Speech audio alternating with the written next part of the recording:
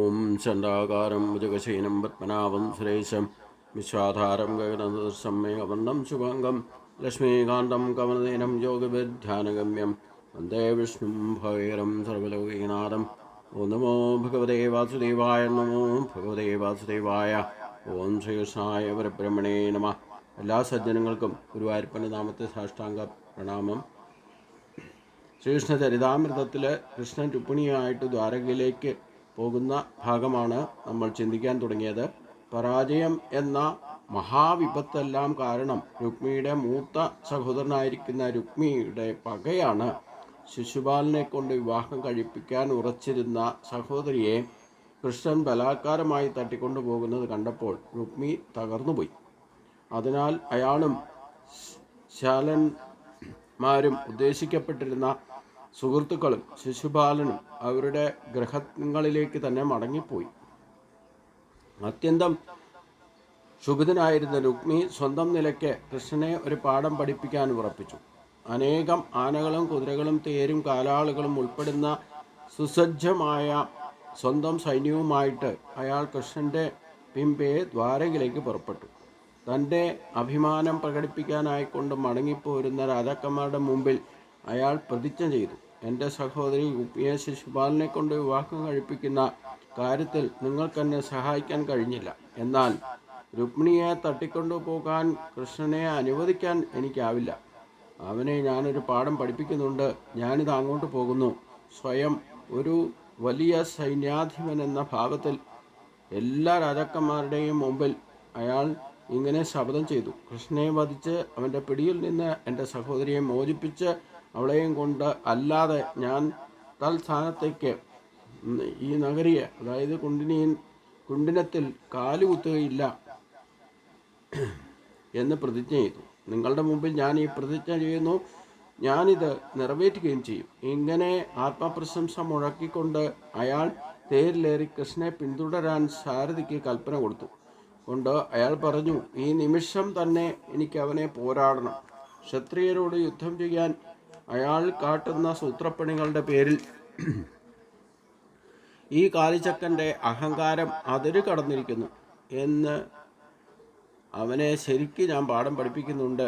എൻ്റെ സഹോദരിയെ തട്ടിക്കൊണ്ടു പോകാൻ ധാർഷ്യം കാണിച്ച ഇവനെ എൻ്റെ ക്രൂരമ്പുകൾ കൊണ്ട് നല്ല പാഠം പഠിപ്പിക്കുന്നുണ്ട് തീർച്ച. ഇപ്രകാരം പരമ്പൊരുളായിരിക്കുന്ന ഭഗവാന്റെ ശക്തിയുടെ അളവിനെയും പ്രവർത്തനങ്ങളെയും കുറിച്ച് അജ്ഞനും ബുദ്ധിശൂന്യനും ആയ രുക്മിണി എന്ന മനുഷ്യൻ ധിക്കാരം നിറഞ്ഞ ഭീഷണി മുഴക്കിക്കൊണ്ട് ശ്രീകൃഷ്ണന് പിന്നാലെ പാഞ്ഞു. തികഞ്ഞ വിഡ്ഢിത്തത്തോടെ ഒരു നിമിഷം നിൽക്ക്, എന്നോട് യുദ്ധം ചെയ്യൂ എന്ന് വീണ്ടും വീണ്ടും വിളിച്ചു പറഞ്ഞുകൊണ്ട് അയാൾ കൃഷ്ണൻ്റെ മുമ്പിലെത്തി. തുടർന്ന് വില്ലുകുലച്ച് 3 അസ്ത്രങ്ങൾ കൃഷ്ണൻ്റെ നേർക്കയച്ചു. യദുവംശത്തിലെ ഏറ്റവും വൃത്തികെട്ടവൻ എന്ന് കൃഷ്ണനെ നിന്ദിച്ചു. ഒരു നല്ല പാഠം പഠിക്കാൻ വേണ്ടിയിട്ട് തൻ്റെ മുമ്പിൽ ഒരു നിമിഷം നിൽക്കാൻ വീണ്ടും പറഞ്ഞു. യാഗത്തിന് ഉപയോഗിക്കേണ്ട പരിശുദ്ധമായ നെയ്യ് കട്ടുകൊണ്ടു പോകുന്ന കാക്കയെപ്പോലെ നീ എൻ്റെ സഹോദരിയെ തട്ടിക്കൊണ്ടു പോവുകയാണ്. നീ നിൻ്റെ സൈന്യശക്തിയിൽ അഹങ്കരിക്കുന്നു. എന്നാൽ നിയമാത്മക തത്വങ്ങളുടെ അടിസ്ഥാനത്തിൽ നിനക്ക് യുദ്ധം ചെയ്യാനാകില്ല. നീ എൻ്റെ സഹോദരിയെ മോഷ്ടിച്ചു. നിൻ്റെ മിഥ്യാഭിമാനം ഇപ്പോൾ തന്നെ ഞാൻ അവസാനിപ്പിക്കുന്നുണ്ട്. എൻ്റെ അസ്ത്രങ്ങൾ കൊണ്ട് നിന്നെ ഭൂമിയിൽ തറച്ച് നിർത്താത്തിടത്തോളം കാലം മാത്രമേ എൻ്റെ സഹോദരിയെ നിൻ്റെ അധീനത്തിൽ വയ്ക്കാൻ സാധിക്കുകയുള്ളൂ എന്നൊക്കെ ഒരുപാട് വാക്കുകൾ കൊണ്ട് ശ്രീകൃഷ്ണനെ പരിഹസിച്ചു. രുക്മിണിയുടെ ഉച്ചത്തമമായ ഈ വാക്കുകൾ കേട്ടപ്പോൾ ഭഗവാൻ കൃഷ്ണൻ ഒരസ്ത്രം കൊണ്ട് രുക്മിണിയുടെ വില്ലിൻ്റെ ഞാൻ മുറിച്ചു. അയാൾക്ക് മറ്റൊരസ്ത്രം തൊടുക്കാൻ പറ്റാതാക്കി. ഉടൻ രുക്മിണി മറ്റൊരു വില്ലെടുത്ത് കൃഷ്ണൻ്റെ നേരെ 5 അമ്പുകൾ അയച്ചു. 2ാം തവണ രുക്മിണി ആക്രമിച്ചപ്പോഴും കൃഷ്ണൻ അയാളുടെ വില്ലിൻ്റെ ഞാൻ അസ്ത്രമെയ്ത് മുറിച്ചു. വീണ്ടും രുക്മിണി മറ്റൊരു വില്ലിൽ അമ്പ് തൊടുത്തു. ആ വില്ലും കൃഷ്ണൻ ഖണ്ഡിച്ചു. ഇത്തവണ രുക്മിണിയെ ഒരു പാഠം പഠിപ്പിക്കാൻ കൃഷ്ണൻ 6 അസ്ത്രങ്ങൾ അയാളുടെ നേർക്കയച്ചു. എന്നിട്ട് 8 എണ്ണവും ഇത് 4 അസ്ത്രങ്ങൾ കൊണ്ട് 4 കുതിരയെയും മറ്റൊരസ്ത്രം കൊണ്ട് സാരഥിയെയും വധിച്ചതിന് പുറമെ രുക്മിയുടെ ധ്വജം ഉൾപ്പെടെ തേരിൻ്റെ ഉപരിഭാഗം ശേഷിച്ച 3 അമ്പ് കൊണ്ട് ഖണ്ഡിക്കുകയും ചെയ്തു. അസ്ത്രങ്ങൾ തീർന്നതോടെ രുക്മി വാൾ, പരിച, ശൂലം, കുന്തം തുടങ്ങിയ ആയുധങ്ങളുമായിട്ട് നേരിട്ടു. എന്നാൽ അവ ഓരോന്നും പെട്ടെന്ന് തന്നെ അതേപടി കൃഷ്ണൻ വെട്ടിമുറിച്ചു. തൻ്റെ ഉദ്യമങ്ങളൊക്കെ പാളിപ്പോയപ്പോൾ വാളുമായിട്ട് രുക്മി കൃഷ്ണൻ്റെ നേരെ പാഞ്ഞു. അഗ്നിയിലേക്ക് പായുന്ന ശലഭത്തെപ്പോലെ കൃഷ്ണനോടടുത്ത നിമിഷം തന്നെ അദ്ദേഹം രുക്മിയുടെ ആയുധം ഛിന്ന ഭിന്നമാക്കി. ഇത്തവണ കൃഷ്ണൻ തൻ്റെ മൂർച്ച ഏറിയ വാൾ കൊണ്ട് അയാളെ കൊല്ലാനൊരുങ്ങി. എന്നാൽ ഇനി കൃഷ്ണൻ രുക്മിയോട് ക്ഷമിക്കുകയില്ലെന്ന് മനസ്സിലാക്കിയ രുക്മിണി കൃഷ്ണൻ്റെ പാദപത്മത്തിൽ വീണ് ഭയന്ന് വിറച്ചു. ദുഃഖസ്വരത്തിൽ ഭർത്താവിനോട് പറഞ്ഞു, അല്ലയോ യോഗേശ്വരൻ എന്നാണ് രുക്മിണി ആദ്യം കൃഷ്ണനെ സംബോധന ചെയ്തത്. സങ്കല്പാതീതമായ സമൃദ്ധിയും ശക്തിയും ഉള്ളവൻ എന്നാണ് യോഗേശ്വരൻ എന്ന പദത്തിൻ്റെ അർത്ഥം. കൃഷ്ണന് അളവറ്റ ഐശ്വര്യ സമൃദ്ധികളും ശക്തിയുമുണ്ട്. അതേസമയം രുക്മിണിയുടെ സഹോദരന് പരിമിതമായ സൈനിക ശക്തി മാത്രമേ ഉള്ളൂ. കൃഷ്ണൻ അപരിമേയനാണ്. രുക്മിയാകട്ടെ ജീവിതത്തിൻ്റെ ഓരോ പടിയിലും നികൃഷ്ടമായിരിക്കാൻ പരിമിതിയുള്ളവന്.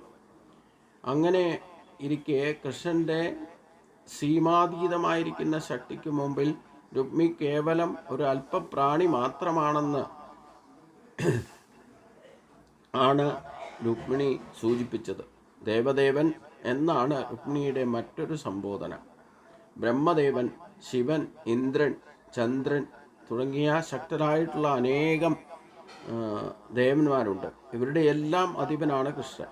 അതുകൊണ്ടാണ് ദേവദേവൻ എന്ന് സംബോധന ചെയ്തത്. രുക്മിണിയുടെ സഹോദരൻ വെറുമൊരു മനുഷ്യ ജീവിയാണെന്ന് മാത്രമല്ല, സത്യത്തിൽ കൃഷ്ണനെക്കുറിച്ച് ഒന്നും അറിഞ്ഞുകൂടാത്തതിനാൽ എല്ലാവരിലും വെച്ച് ഹീനനുമാണ്.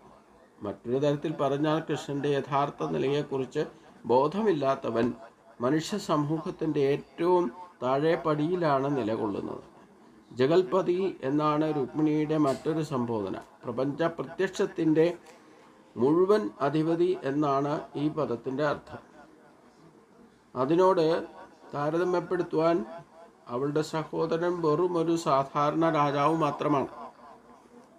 ഇത്തരത്തിൽ രുക്മിണിയുടെയും കൃഷ്ണൻ്റെയും സ്ഥാനങ്ങൾ രുക്മിണി താരതമ്യം ചെയ്ത് സംബോധന ചെയ്തു. തുടർന്ന് താനും കൃഷ്ണനുമായി കൂടിച്ചേരുന്ന ഈ മംഗളമുഹൂർത്തത്തിൽ തൻ്റെ സഹോദരനെ വധിക്കരുതെന്നും അയാൾക്ക് മാപ്പ് കൊടുക്കണമെന്നും രുക്മിണി ഹൃദയസ്പർശിയായിരിക്കുന്ന വിധത്തിൽ വികാര ആധിക്യത്തോടെ കൃഷ്ണനോട് അഭ്യർത്ഥിച്ചു. മറ്റൊരു തരത്തിൽ പറഞ്ഞാൽ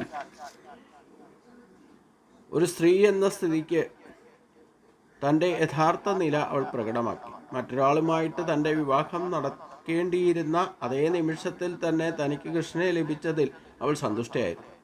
എന്നാൽ അത് സഹോദര നഷ്ടത്തോടെ ആകുന്നത് അവൾക്ക് ഇഷ്ടമായിരുന്നില്ല. എത്രയൊക്കെ ആയാലും അയാൾ തൻ്റെ അനുജത്തിയെ അത്യധികം സ്നേഹിച്ചിരുന്നു. അയാളുടെ കണക്കുകൂട്ടൽ കുറച്ചുകൂടി നല്ല ഒരാളിന് വിവാഹം കഴിച്ചു കൊടുക്കാൻ ആഗ്രഹിക്കുകയും ചെയ്തു. സഹോദരൻ്റെ ജീവന് വേണ്ടിയിട്ട് കൃഷ്ണനോട് പ്രാർത്ഥിക്കുമ്പോൾ അവളുടെ ശരീരം വിറകൊണ്ടിരുന്നു. ഉത്കണ്ഠ മൂലമാണ് അങ്ങനെ സംഭവിച്ചത്. ഉത്കണ്ഠ മൂലം അവളുടെ മുഖം വാടി വരണ്ടിരുന്നു. ശ്വാസം തൊണ്ടയിൽ തടഞ്ഞു. വിറ മൂലം ആഭരണങ്ങൾ അയഞ്ഞു. തറയിൽ ചിതറി വീണു. വിഡ്ഢിയായിരിക്കുന്ന രുക്മിയെ വധിക്കില്ലെന്ന് കൃഷ്ണൻ കരുണാപൂർവ്വം സമ്മതിച്ചു. അതേസമയം അയാൾക്ക് എന്തെങ്കിലും ലഘുവായ ഒരു ശിക്ഷ നൽകണമെന്ന് അദ്ദേഹം തീർച്ചപ്പെടുത്തി. അതിനാൽ ഒരു തുണിക്കഷ്ണം കൊണ്ട് അയാളെ ബന്ധിച്ച ശേഷം അയാളുടെ മീശയും താടിയും മുടിയും അവിടെ അല്പാൽപ്പം നിർത്തിയിട്ട് ബാക്കി മുഴുവനും മുറിച്ചെടുത്തു. കൃഷ്ണൻ ഇങ്ങനെ രുക്മിയെ കൈകാര്യം ചെയ്യുന്നതിനിടയിൽ ബലരാമൻ്റെ നേതൃത്വത്തിലുള്ള യാദവ സൈന്യം പൊയ്കയിലെ ദുർബലമായിരിക്കുന്ന താമരത്തൻ്റെ മധയാന എന്ന പോലെ രുക്മിയുടെ സൈന്യത്തെ തകർത്ത് നിലംപരിശാക്കി. മറ്റൊരു തരത്തിൽ പറഞ്ഞാൽ ജലസംഭരണിയിൽ കുളിക്കാനിറങ്ങിയ മധയാന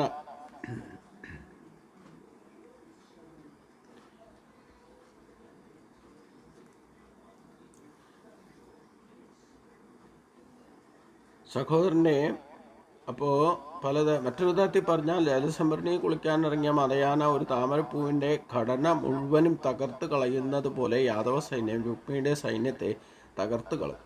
എന്നിരുന്നാലും കൃഷ്ണനെ കാണാൻ മടങ്ങി വന്ന യദുവംശത്തിൻ്റെ സൈന്യത്തിൻ്റെ അധിപൻ രുക്മിണിയുടെ പരിതാപകരമായ നില കണ്ട് അമ്പരന്നു.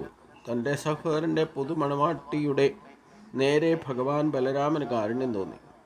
രുക്മിണിയെ സന്തോഷിപ്പിക്കാൻ ബലരാമൻ സ്വയം രുക്മിണിയുടെ കെട്ടഴിച്ചു.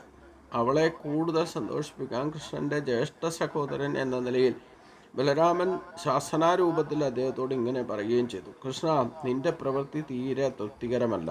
നമ്മുടെ കുടുംബ പാരമ്പര്യത്തിന് വിരുദ്ധമായുള്ള ഭീവത്സമാണിത്. ഒരുവൻ്റെ മുടി മുറിക്കുകയും താടിയും മീശയും ക്ഷൗരം ചെയ്ത് കളയുകയും ചെയ്യുന്നത് അവനെ വധിക്കുന്നതിന് സമമാണ്. മുമ്പ് രുക്മി എന്തു തന്നെ ആയിരുന്നാലും ഇപ്പോഴയാൾ നമ്മുടെ ശാലനാണ്, അതായത് നമ്മുടെ കുടുംബ ബന്ധുവാണ്. ഒരിക്കലും നീ അയാളെ ഇങ്ങനെയൊരു പരുവത്തിലാക്കി കൂടായിരുന്നു. തുടർന്ന് രുക്മിണിയെ ആശ്വസിപ്പിക്കാനായിക്കൊണ്ട് ഭഗവാൻ ബലരാമൻ ഇപ്രകാരം പറഞ്ഞു: സഹോദരനെ ഈ വിധത്തിൽ വികൃതരൂപിയാക്കിയതിൽ നീ ദുഃഖിക്കേണ്ട. ഓരോരുത്തരും അവരവരുടെ കർമ്മഫലമനുസരിച്ചുകൊണ്ട് സുഖദുഃഖങ്ങൾ അനുഭവിക്കുന്നു. സ്വന്തം സഹോദരൻ അനുഭവിക്കുന്ന കർമ്മഫലങ്ങളിൽ രുക്മിണി ദുഃഖിതയാകേണ്ട കാര്യമില്ലെന്ന് അവളെ ബോധ്യപ്പെടുത്താൻ ആണ് ബലരാമൻ ഇങ്ങനെ പറഞ്ഞത്. അതുകൊണ്ട് കൂടുതൽ കാരുണ്യമൊന്നും കാണിക്കേണ്ട കാര്യവുമില്ല. ബലരാമൻ വീണ്ടും കൃഷ്ണനോടായി പറഞ്ഞു: പ്രിയപ്പെട്ട കൃഷ്ണ, കൊല്ലപ്പെടാൻ യോഗ്യനായിരിക്കുന്ന മണ്ടത്തരങ്ങൾ കാണിച്ചാലും ഈ ബന്ധുവിനോട് ക്ഷമിക്കുകയാണ് വേണ്ടത്. കാരണം ആ ബന്ധുവിന് തൻ്റെ കുറ്റത്തെക്കുറിച്ച് ബോധ്യം വരുമ്പോൾ ആ ബോധ്യം തന്നെ മരണതുല്യമാണ്. അതിനാൽ അയാളെ കൊല്ലേണ്ട ആവശ്യമില്ല. തുടർന്ന് യുദ്ധനീതി അനുസരിച്ചുകൊണ്ട് സ്വന്തം സഹോദരൻ തന്നെ മറുഭാഗത്ത് ശത്രുവായി നിന്നാലും അയാളെ കൊല്ലാൻ മടിക്കരുത് എന്ന രീതിയിലാണ് മനുഷ്യ സമൂഹത്തിൽ ക്ഷത്രിയൻ്റെ ധർമ്മം വിധിച്ചിരിക്കുന്നത്. അത് രുക്മിണിയെ അറിയിക്കുകയും ചെയ്തു. സ്വന്തം സഹോദരനെ പോലും വധിക്കാൻ ക്ഷത്രിയൻ മടിക്ക് കാണിക്കില്ല.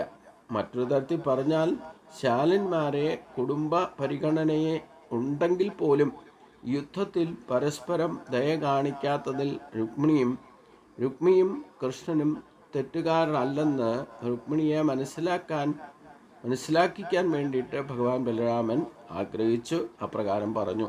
ഭൗതിക ജീവിത രീതിയുടെ ഒന്നാം തരം ഉദാഹരണമാണ് ക്ഷത്രിയൻ എന്നും ബലരാമൻ രുക്മിണിയെ അറിയിച്ചു.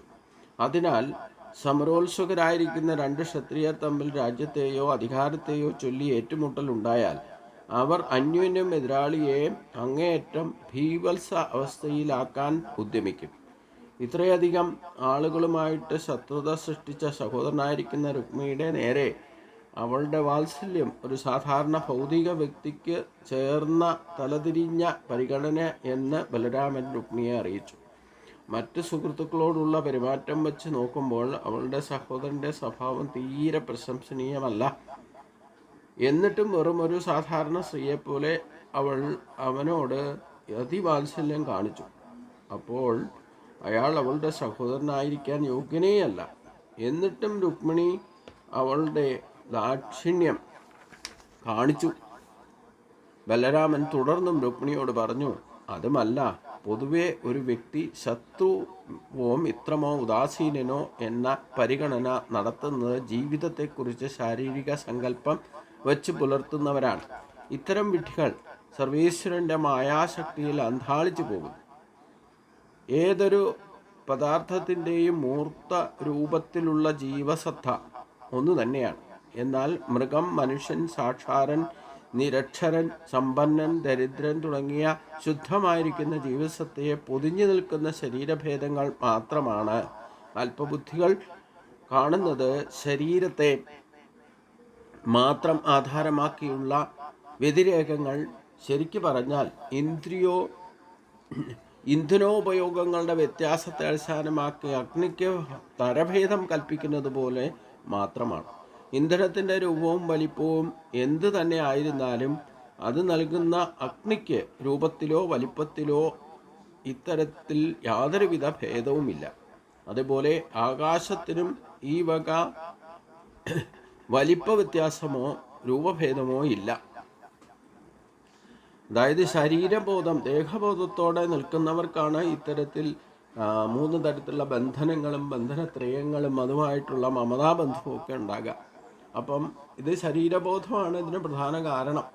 അതാണ് ആത്മബന്ധം എന്ന് പറയുന്നത്. ആത്മബന്ധത്തിൽ നിന്നാണ് രക്തബന്ധവും സുഹൃബന്ധവും ഒക്കെ ഉണ്ടാവുന്നത്. നക്ഷത്രബന്ധമായിക്കോട്ടെ, ഏത് തരത്തിലുള്ള ബന്ധവും അടിസ്ഥാനം ആത്മബന്ധമാണ്. അത് ശരീരബോധത്തിലേക്ക് എത്തുമ്പോഴാണ്, ആത്മബോധമില്ലാതെ ശരീരബോധത്തിന് നിലനിൽക്കുന്നിടത്തോളം കാലമാണ് ഇത്തരത്തിൽ രുക്മിണിക്ക് തോന്നിയ പോലെ തൻ്റെ ബന്ധുവാണ്, എൻ്റെ സഹോദരനാണ്, എത്രയൊക്കെ ആയാലും രക്തബന്ധമില്ലേ, ഇങ്ങനെയൊക്കെയുള്ള ന്യായീകരണങ്ങൾ കൊണ്ട് അതിനെ ಖಂಡಿക്കാൻ ശ്രമിക്കുക. ക്ഷത്രിയനെ സംബന്ധിച്ചിടത്തോളം ശത്രുമിത്രങ്ങളൊന്നുമില്ല. പക്ഷേ ആരാണോ എതിർക്കുന്നത് അവനെ ശക്തമായിട്ട് എതിർക്കുക.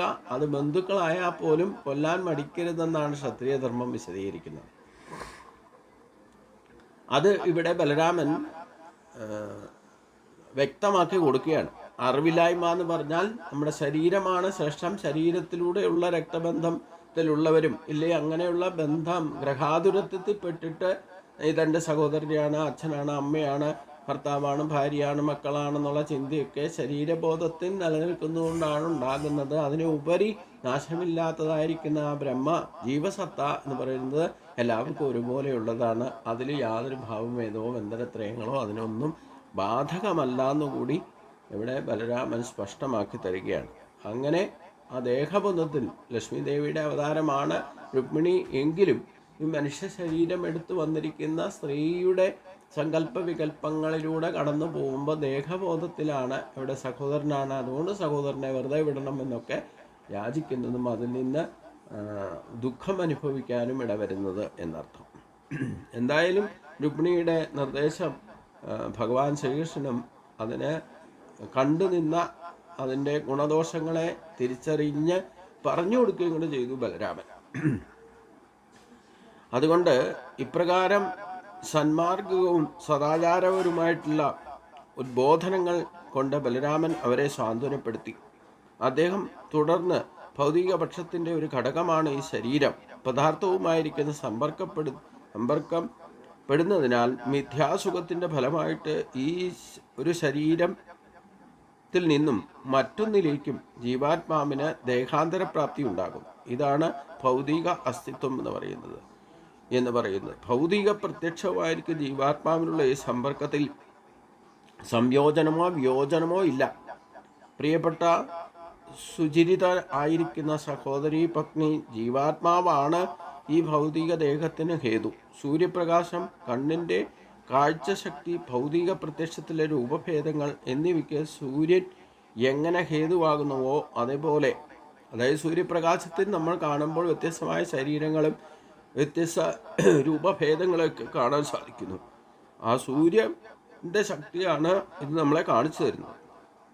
ആ ഭൗതിക ലോകവുമായിട്ട് ജീവാത്മാവുള്ള സമ്പർക്കം മനസ്സിലാക്കുന്ന കാര്യത്തിൽ സൂര്യപ്രകാശത്തിൻ്റെയും ഭൗതിക പ്രത്യക്ഷത്തിൻ്റെയും ഉദാഹരണം തികച്ചും യുക്തമാണ് എന്നാണ് ഇവിടെ സൂചിപ്പിക്കുന്നത്.